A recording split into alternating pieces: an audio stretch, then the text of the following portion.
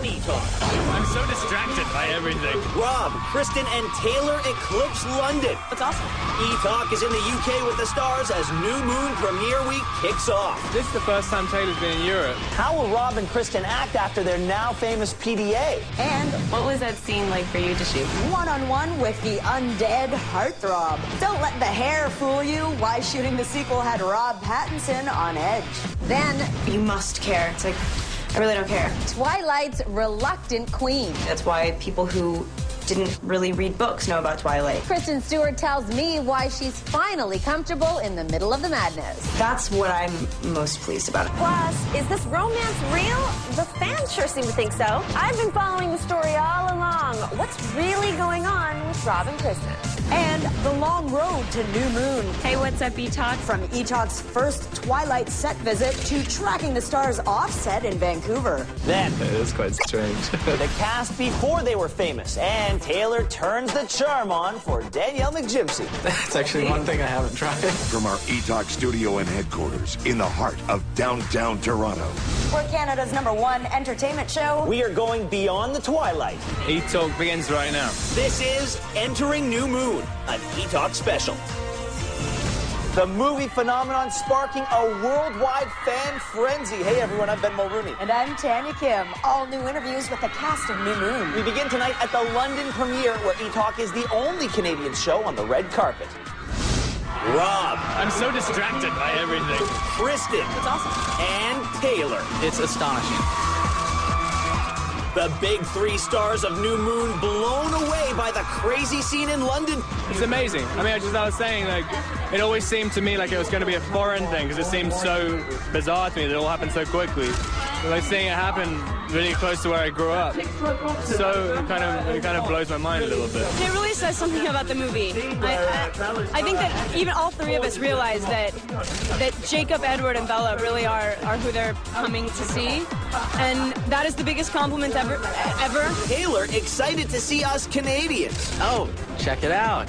We spent a lot of time there. This is the first time Taylor's been in Europe, and the last time I was here with Kristen, we were here for like a day as well, so we never see much. And while Rob and Kristen may have walked the carpet separately, last night, a different story.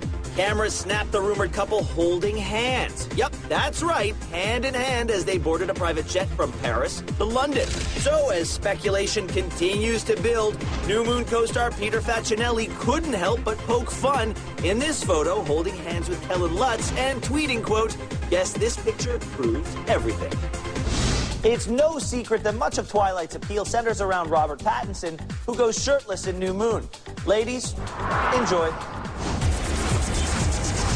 What was that scene like for you to shoot? What was going through your head? I was just really nervous that people would think that I'm like just doing a show for like the fans, because I was just like, there's nothing that spectacular. After each take there'd be this kind of really polite applause. There's like 2,500 people. I know, it's a kind of really touching experience, and all it was really stepping off, taking one step into the light. Yeah, it could have been the most embarrassing thing ever, and it ended up being all right. Rob, you are too modest. Now on to Pattinson's macho side, defending Bella in the film's final fight scene that has him pitted up against a rather large Canadian. It was quite easy because Daniel, the guy who I was doing the fight with, is like 7 foot tall and massive, and so you could just kind of, you didn't even really need to know the choreography, that you just kind of just really spun around. Yeah, so that was cool. This is obviously at a crazy height of success and hysteria, but someday it'll die down. Are you ready for that? The times when you really go nuts about it is when it encroaches into just your everyday life, like when you're just trying to hang out with your friends. So hopefully I'm just going to try and keep working for like maybe 2 years, and then so you don't really notice it anyway, and then it will die down. So like, hopefully that would have happened. And dealing with the same level of fandemonium, Bella, also known as Kristen Stewart. And I asked her about all of the attention in my new one-on-one. You're on the cover of magazines. There's lots of rumors going around. Is it all worth it for the promotion it affords your movies? It definitely helps. I mean, like, that's why people know about the movie. That's why people who didn't really read books know about Twilight. And all this attention means more fans, lots of them, who Kristen says are what really matter. any of the fans who are as invested as our fans are, I feel like we'll probably always be Bella, Jacob, and Edward to them, and yeah, that's what I'm most pleased about. But what about the fan frenzy that follows her every move? I mean, I've been so busy that it hasn't really like affected my day-to-day life, but it's affected like how other people think my life is. Like everybody comes in and says like, oh, it must be so hard for you. It's like, I really don't care. And it's like, no, you must care. It's like, I really don't care. Team Edward or Team Jacob? It's the rivalry dividing Twilight fans, and in New Moon, all eyes are on Taylor Lautner. We have a viewer question for you. It appears you have to hide